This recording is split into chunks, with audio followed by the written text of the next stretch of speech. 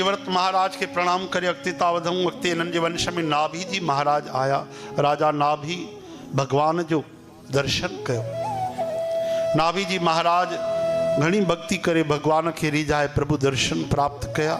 भगवान वरदान पूर्ण कयो ऐं इन में अॻिते थिया राजा ऋषभदेव भगवान जैमो जैन परंपरा अॻिते हली। बोलो ऋषभदेव भगवान की जय। ऋषभदेव महाराज पहिरों तो राज कयो, उन खां पोइ अवधूत वृत्तिअ में अची विया, ब्रह्म ज्ञान में, यानी शरीर खां अलॻि थी करे रहिया। माण्हू उन्हनि खे सम्झी न सघिया।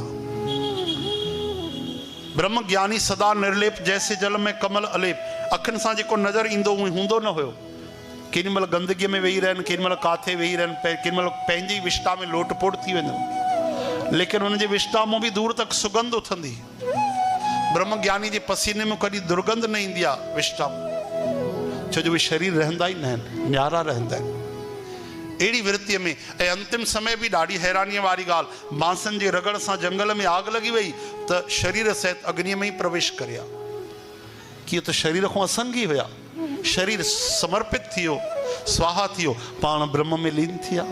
बोलो ऋषभदेव भगवान की। श्री कृष्ण गोविंद।